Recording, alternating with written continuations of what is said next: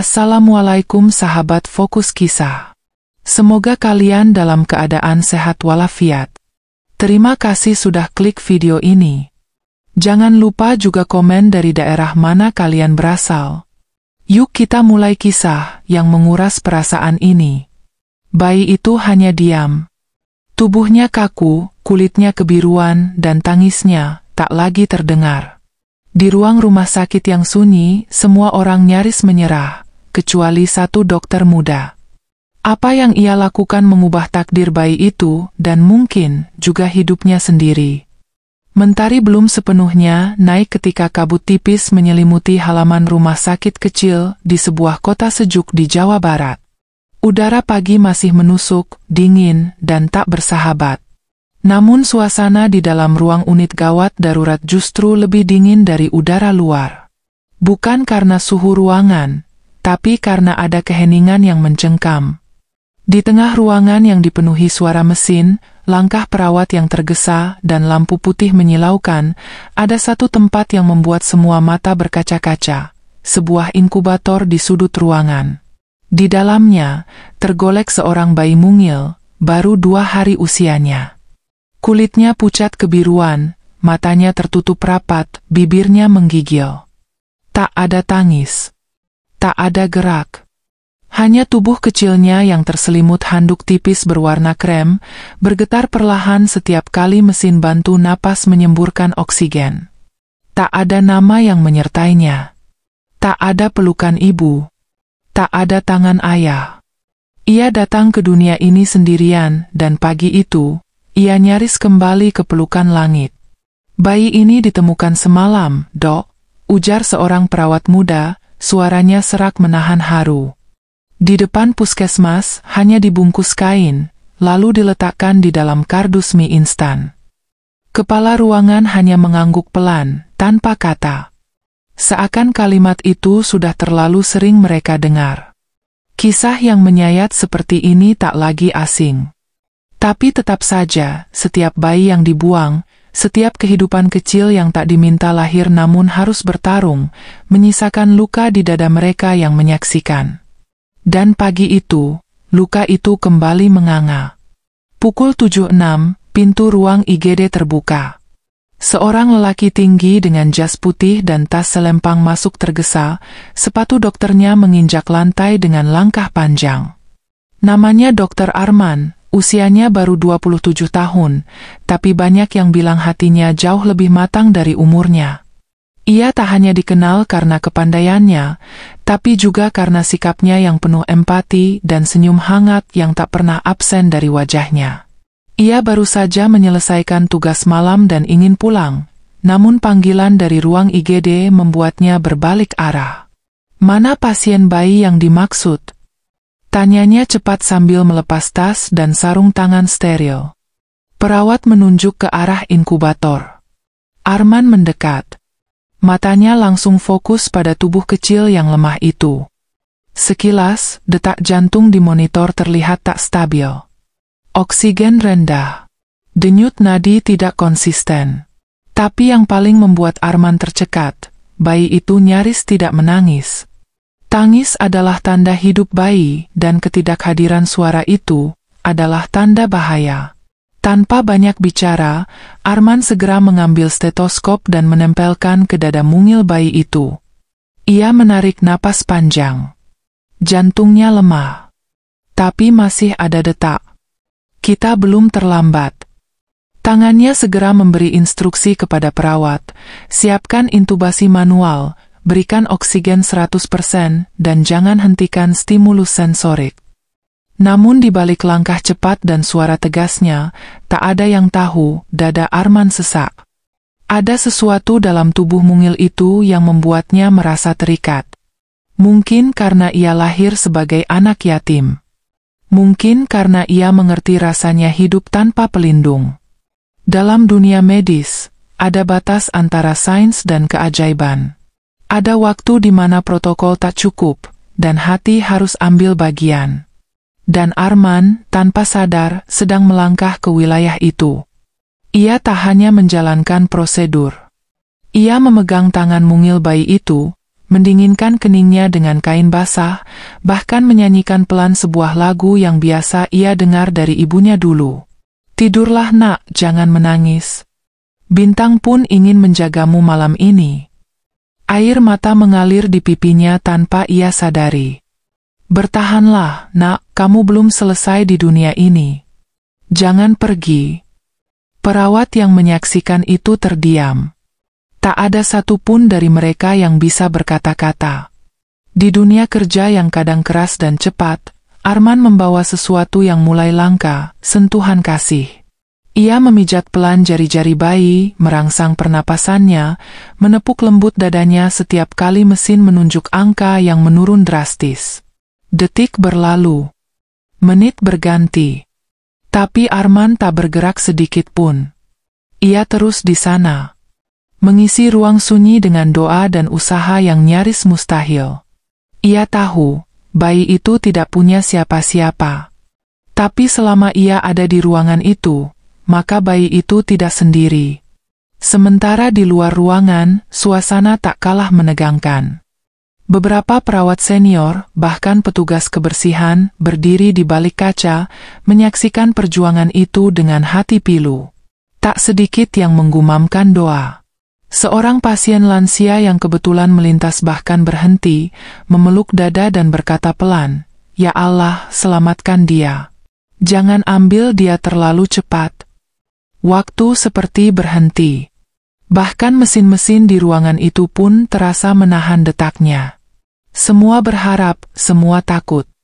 Karena dalam inkubator itu bukan hanya ada seorang bayi, tapi juga ada pertaruhan nilai kemanusiaan.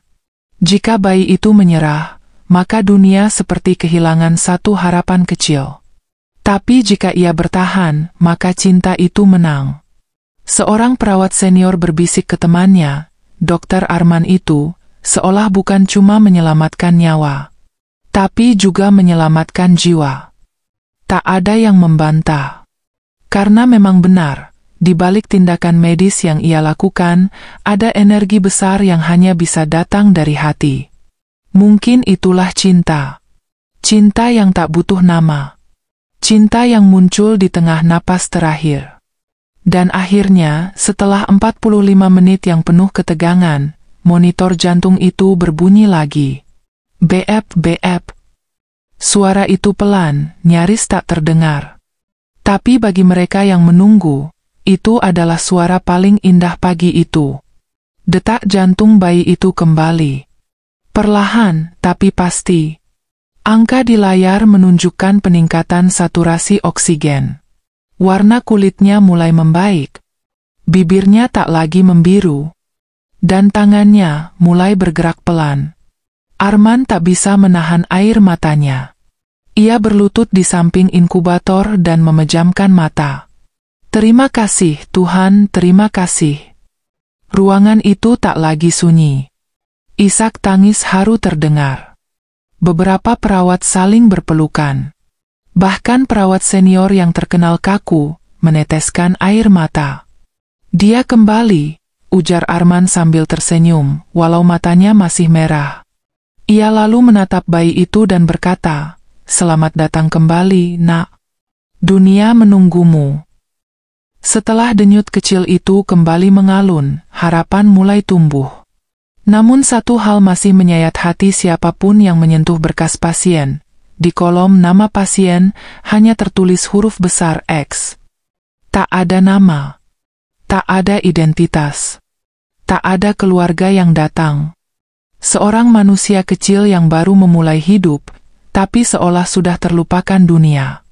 Ia tak punya sejarah, tak punya suara, dan seandainya tak ada yang menyelamatkannya, ia pun mungkin akan pergi diam-diam, tanpa seorang pun yang tahu bahwa ia pernah ada. Dokter Arman berdiri lama di depan inkubator si kecil. Matanya menatap lekat ke wajah bayi itu, seakan ingin merekam setiap lekuk pipi dan bulu mata yang baru tumbuh. "Kamu belum punya nama, ya?" gumamnya pelan. "Tapi kamu sudah punya satu hal yang tak semua orang bisa punya. Kamu sudah dicintai bahkan sebelum dikenal."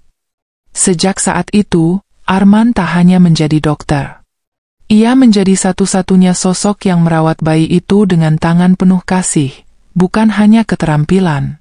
Setiap kali pergantian shift datang, ia menolak pulang sebelum memastikan suhu tubuh bayi stabil, denyut jantung baik, dan tangannya tidak kedinginan. Ia yang pertama memberi ASI donor lewat botol, ia pula yang pertama membelai kepala mungil itu sebelum tidur. Bahkan para perawat diam-diam menyebutnya, ayah tanpa status. "Dok, apa nggak sebaiknya bayi ini dirujuk ke panti asuhan?" tanya seorang perawat muda. Arman menggeleng pelan. "Belum. Biar dia pulih dulu di sini. Dunia luar terlalu dingin untuknya sekarang. Setidaknya di sini dia tahu masih ada yang ingin dia hidup." Hari-hari berikutnya tidak selalu mulus. Tubuh bayi itu masih lemah. Kadang tiba-tiba saturasi oksigennya turun drastis. Pernah satu malam, suhu tubuhnya melonjak tinggi dan kejang ringan membuat tangannya kaku. Dokter jaga malam itu langsung menghubungi Arman, dan dalam waktu kurang dari 5 menit, Arman sudah tiba di rumah sakit, masih mengenakan kaos tidur dan jaket tipis. Tak peduli jam, tak peduli lelah. "Tenang, Nak. Ayah di sini," ucapnya sembari mengusap dahi bayi yang kini mulai demam. Ia memanggilnya ayah, walau hanya dalam hati. Karena ada perasaan yang sulit dijelaskan saat seseorang begitu takut kehilangan, bahkan terhadap sosok yang tak punya hubungan darah.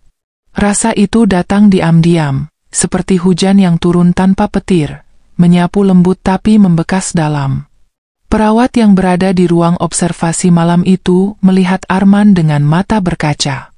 "Dok, kapan terakhir kali Anda tidur dengan benar?" Arman tertawa kecil. "Entahlah. Tapi yang jelas, aku tidur lebih nyenyak setiap kali tahu dia masih bernapas." Tak terasa seminggu berlalu. Setiap hari, Arman mencatat sendiri grafik perkembangan bayi itu. Ia membawa mainan kecil, mendekor ruangan dengan gambar bintang, dan memutar musik instrumental klasik agar bayi itu merasa tenang. Bukan karena itu prosedur, tapi karena ia ingin bayi itu merasakan cinta sejak awal, bukan kesepian. Hari ke-7, seorang petugas dari kepolisian datang membawa hasil investigasi. Di tangan petugas itu, ada sebuah plastik bening berisi sehelai kertas kecil yang kusut dan sedikit basah.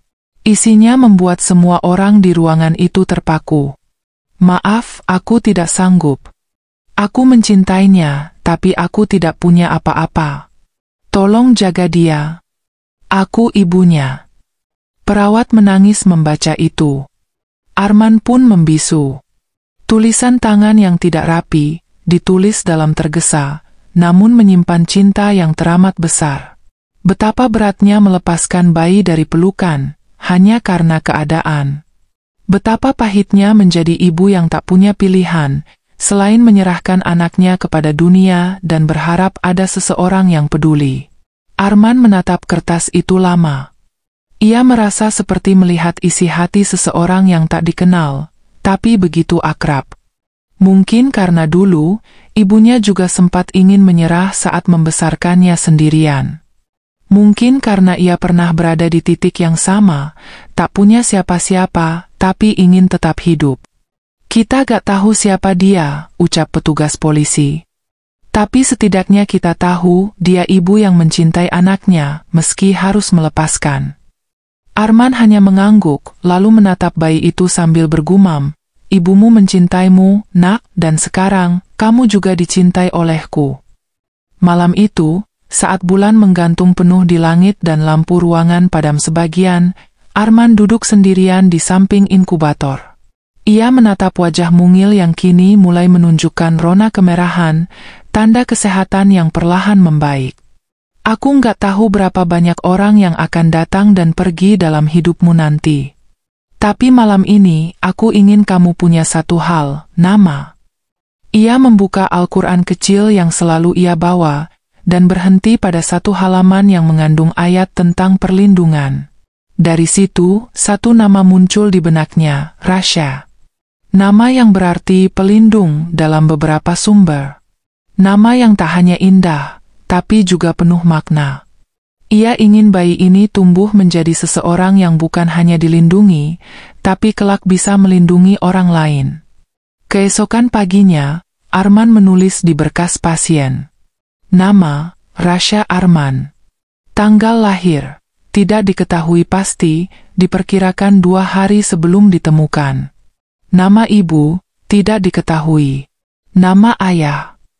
Di bawah nama itu, ada catatan tambahan, ditulis oleh dokter jaga yang bertanggung jawab atas perawatan intensif bayi ini.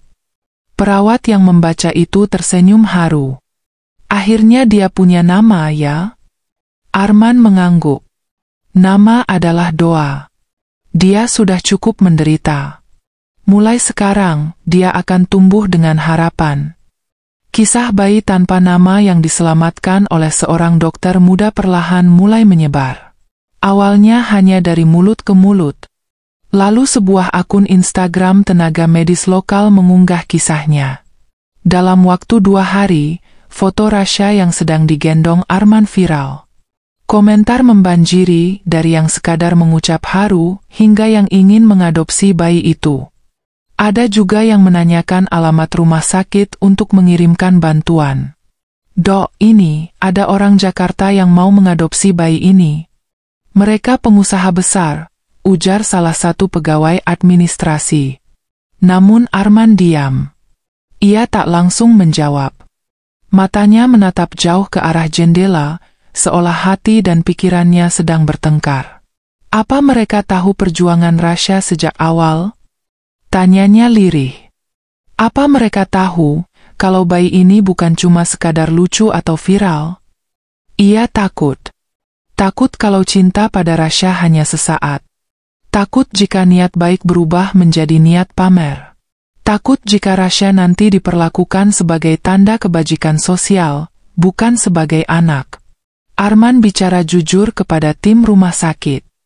Kalau nanti dia diadopsi, aku ingin pastikan satu hal, bahwa yang mengambilnya bukan hanya punya rumah besar, tapi juga hati yang cukup luas untuk mencintainya tanpa syarat. Minggu ketiga sejak Rasya diselamatkan, suasana di rumah sakit mulai terasa berbeda. Senyuman mewarnai hari-hari para perawat dan dokter setiap kali mereka melihat tubuh mungil itu tumbuh sedikit demi sedikit. Berat badannya naik. Ia mulai bisa menangis keras saat lapar, dan bagi tim medis, itu adalah suara paling indah. Namun di tengah kebahagiaan itu, ada satu beban berat di dada Arman. Ia tahu tak bisa selamanya bersama bayi itu. Sebagai dokter, ia terikat kode etik. Ia tak boleh melibatkan perasaan pribadi dalam urusan medis, apalagi jika sampai ingin mengadopsi pasiennya sendiri tanpa prosedur hukum. Tapi hatinya berkata lain. Setiap kali Rasya membuka mata dan menatap ke arahnya, seakan ada ikatan yang tak bisa diputuskan logika. Dok, Anda yakin mau mengajukan diri sebagai pengasuh sementara? Tanya kepala rumah sakit saat Arman menyampaikan niatnya. Saya nggak bisa membiarkan Rasya pindah ke tangan orang yang belum saya kenal.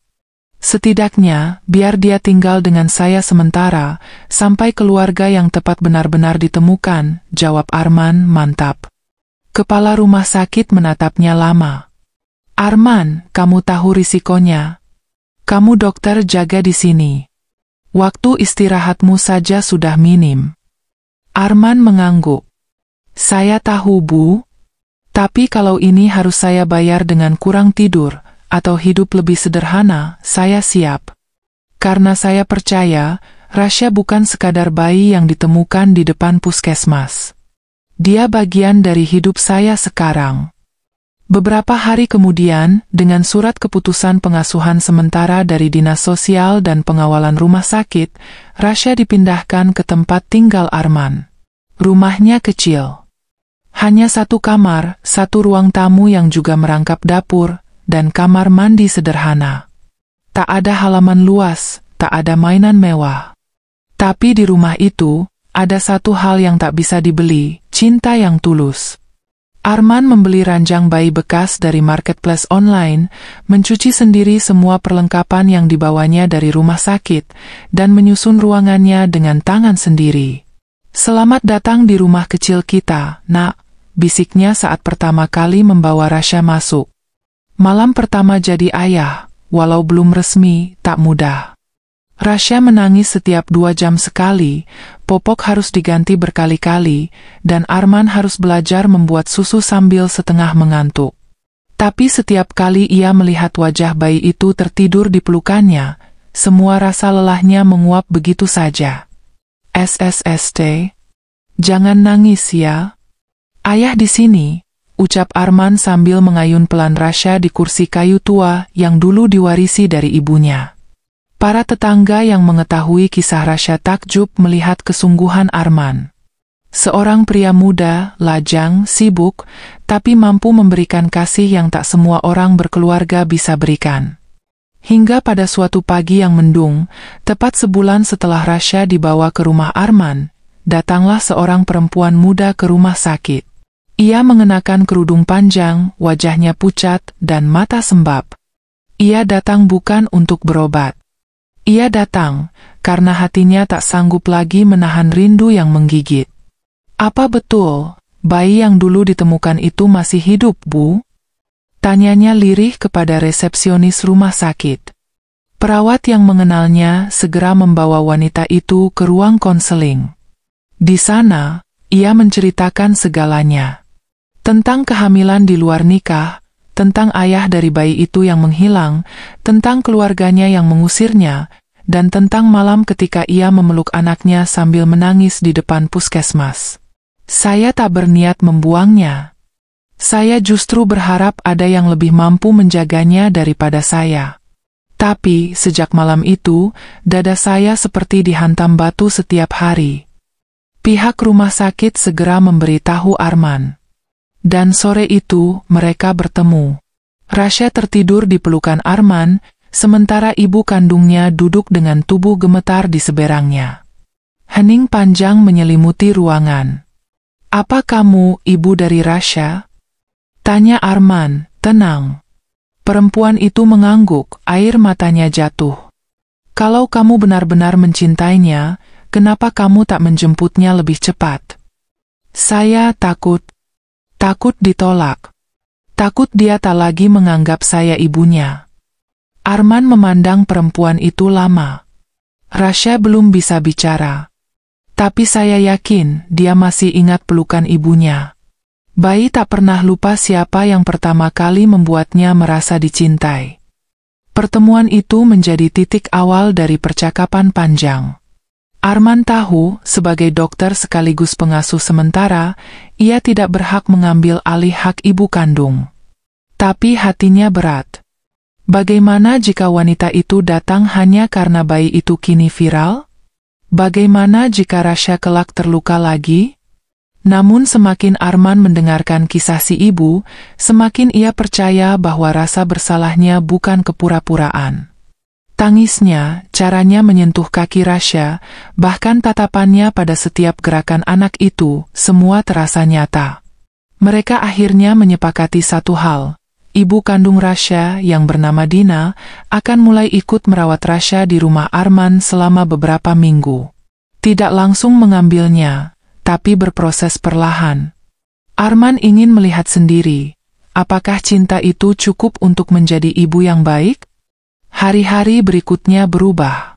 Rumah kecil Arman dipenuhi suara 2 orang dewasa yang belajar menjadi orang tua, walau tanpa status apa-apa. Arman mengajari Dina cara mengganti popok, cara menggendong Rasya, hingga cara menenangkan saat bayi itu kolik. Kamu sabar sekali, kata Dina suatu malam saat mereka duduk di ruang tamu. Arman tersenyum. Bukan sabar, mungkin, karena aku terlalu mencintai anak ini. Dina menatapnya lama. Ada sesuatu di matanya. Mungkin kagum, mungkin juga rasa yang lebih dari itu. Malam itu, hujan turun. Listrik sempat mati, dan rumah Arman hanya diterangi lampu darurat kecil. Rasya tertidur di tengah di antara mereka berdua. Suasana hening, damai, dan menenangkan. Arman menatap Dina yang diam-diam memandangi Rasya dengan penuh cinta. Kamu tahu, aku dulu gak pernah berpikir akan punya anak. Tapi sejak Rasya hadir, hidupku berubah total. Dina menoleh. Aku juga. Rasanya dulu, aku adalah perempuan paling gagal. Tapi sejak kamu merawat anak ini, aku belajar bahwa cinta bisa datang dari siapa saja dan di saat yang tak terduga. Mereka terdiam lama. Tak perlu kata-kata. Di malam yang sederhana itu, dua hati yang sama-sama patah mulai menemukan ruang untuk saling menyembuhkan. Bukan dengan pernyataan cinta, tapi dengan mengulurkan tangan bersama, untuk masa depan seorang bayi yang dulu nyaris mati di antara suara mesin rumah sakit. Dan Rasya di tengah mereka, tersenyum kecil dalam tidurnya. Seakan tahu, akhirnya, ia tak lagi sendiri. Waktu terus berjalan. Hari-hari di rumah kecil itu semakin terasa lengkap. Rasya tumbuh sehat dan ceria. Ia sudah bisa tertawa kecil, menggenggam jari, dan mengangkat kepala saat tengkurap. Setiap kali tertawa, ia seolah menyebarkan kebahagiaan ke seluruh ruangan. Dan setiap kali menangis, dua orang dewasa yang kini hidup untuknya akan langsung berlari menghampiri.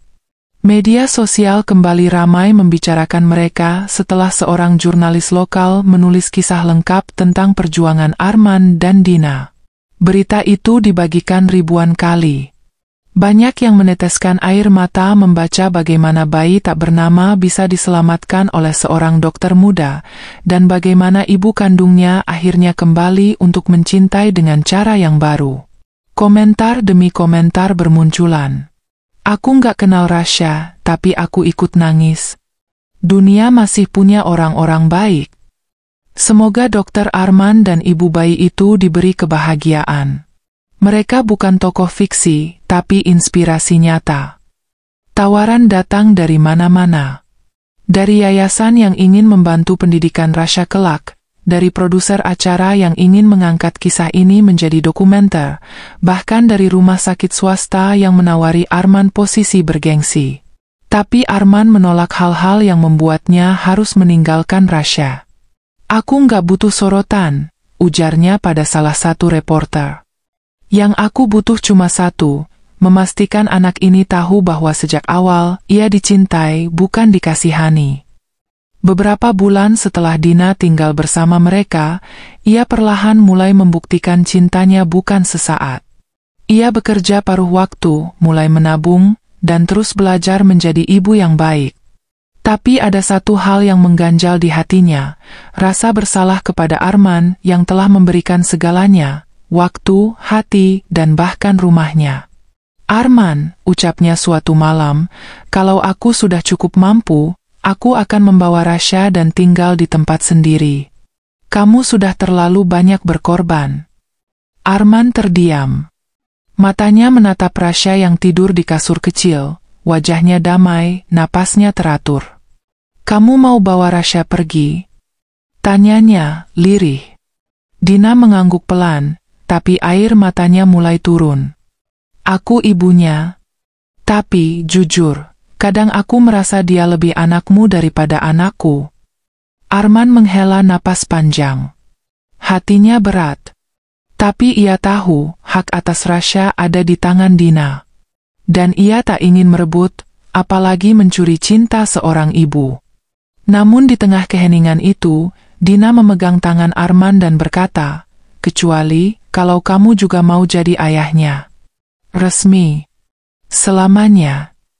Arman menatap Dina, mata mereka saling bicara. Dan malam itu, mereka sama-sama tahu, cinta yang tumbuh bukan hanya untuk Rasya, tapi juga untuk satu sama lain. Bukan karena drama, bukan karena belas kasihan, tapi karena mereka telah melewati badai dan tetap memilih bertahan. Beberapa minggu kemudian, di hadapan penghulu sederhana, tanpa pesta besar, tanpa dekorasi mewah, Arman dan Dina mengikat janji suci. Pernikahan mereka hanya dihadiri sahabat-sahabat dekat di rumah sakit dan tetangga sekitar yang telah menjadi keluarga tidak resmi. Arman mengenakan kemeja putih polos, sementara Dina memakai gaun sederhana berwarna pastel. Tapi di balik kesederhanaan itu, ada cinta yang besar. Rasya digendong oleh perawat senior rumah sakit, mengenakan pakaian putih mungil, seolah tahu bahwa hari itu adalah hari penting. Dengan ini, saya nikahkan kamu, Dina binti Mulyana, dengan Arman bin Hadi, dengan mas kawin Al-Quran dan kasih yang tak akan pernah habis, ucap sang penghulu. Dina menangis saat menjawab, saya terima. Air mata juga jatuh dari wajah Arman, sesuatu yang tak pernah ia bayangkan saat pertama kali melihat bayi tanpa nama itu di ruang gawat darurat. Siapa sangka, dari detak jantung yang nyaris berhenti, tumbuhlah keluarga kecil yang justru menghidupkan hatinya. Malam harinya, mereka tak pergi bulan madu. Mereka hanya duduk bertiga di ruang tamu kecil, sambil bergantian menjaga Rasya yang pilek ringan. Sempurna, bisik Arman sambil menggenggam tangan Dina. Ya, sempurna dalam cara yang tidak pernah kita rencanakan, jawab Dina. Waktu terus berlalu. Rasya kini tumbuh menjadi balita yang cerdas. Ia belajar merangkak, lalu berjalan, dan mulai berbicara dengan kata-kata sederhana. Kata pertamanya adalah ayah, disusul dengan ibu. Dan saat ia menyebut keduanya sambil tertawa, dunia seakan berhenti sebentar hanya untuk menyaksikan cinta tumbuh sempurna. Dina melanjutkan pendidikan dengan beasiswa dari yayasan sosial. Arman tetap bekerja di rumah sakit, tapi dengan jadwal lebih teratur agar bisa pulang sore hari. Mereka membesarkan Rasya bukan dengan harta, tapi dengan kasih yang utuh. Bukan dalam rumah mewah, tapi dalam pelukan yang selalu ada saat Rasya terbangun dari mimpi buruk. Setiap ulang tahun Rasya, mereka selalu merayakan dengan satu lilin, satu kue kecil, dan satu pelukan panjang bertiga. Terima kasih karena dulu kamu gak menyerah, bisik Arman kepada Dina suatu malam. Terima kasih karena dulu kamu memilih tidak pergi, jawab Dina, memeluknya erat. Dan Rasya? Ia tertidur dengan senyum, di antara dua dunia yang dulu terpisah tapi kini bersatu untuk menjaganya. 5 tahun telah berlalu sejak bayi kecil itu diselamatkan dari ambang maut. Rasya kini berlari-lari di halaman kecil depan rumah mereka, mengejar kupu-kupu, tertawa lepas tanpa tahu betapa kelamnya masa lalunya. Dunia boleh lupa, tapi Arman dan Dina tidak. Setiap kali Arman memeriksa denyut jantung pasien di rumah sakit, ia selalu teringat pada satu detak kecil yang dulu hampir hilang. Detak itulah yang membawanya pada kehidupan yang tak pernah ia duga. Detak yang menjadi awal dari cinta, dari keluarga, dari alasan untuk terus hidup. Dan di satu sore yang tenang, saat Rasya berlari memeluknya dan berkata, "Ayah, aku sayang ayah dan ibu," Arman tahu, semua luka, semua lelah, semua air mata yang dulu diteteskan, tak ada yang sia-sia. Kisah ini bukan tentang dokter dan pasien. Bukan tentang bayi yang dibuang atau ibu yang kembali. Ini adalah tentang cinta yang datang dari ketulusan, tumbuh dari luka, dan bertahan karena harapan. Jika kamu membaca ini, percayalah, kadang hidup tidak memberikan apa yang kamu minta. Tapi ia selalu tahu apa yang kamu butuhkan. Dan untuk Arman, Dina, dan Rasya, detak kecil itu bukan hanya tanda kehidupan. Tapi tanda bahwa cinta sejati itu benar-benar ada.